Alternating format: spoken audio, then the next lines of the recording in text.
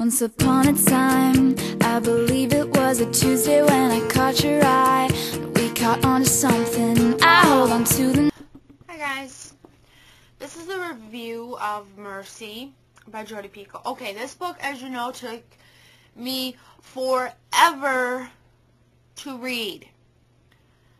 This review is not going to be a positive one because this book was not the best by her at all, in my opinion.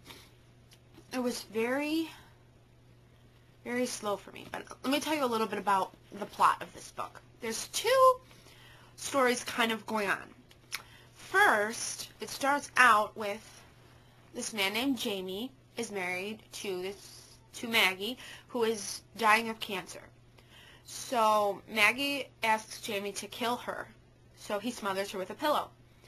Then Jamie drives to a nearby town and finds the police chief, who is Cameron McDonald, and informs him that his wife is dead and he killed him. So Jamie gets arrested and whatnot. So that legal thing is one story, his trial and his conviction and everything.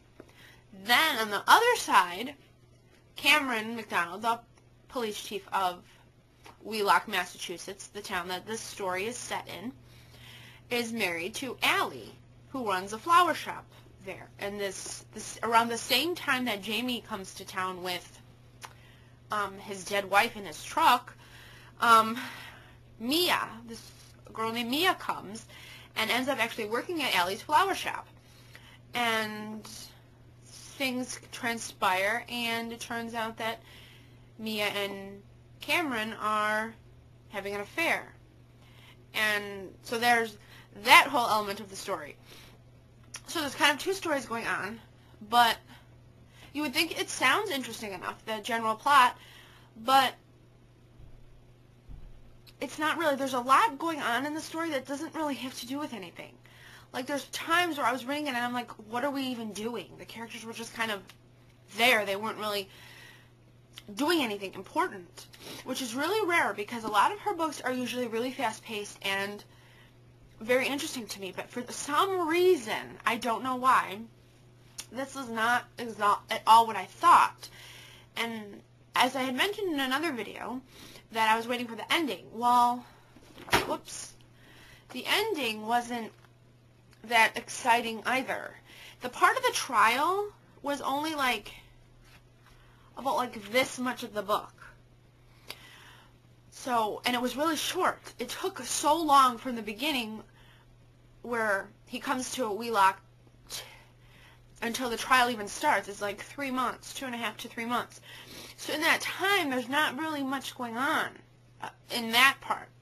And as for the love affair, I don't know if she made Allie's character a certain way on purpose, but she was really obnoxious and oblivious, and I'm like, who is that happy-go-lucky about it? I don't know.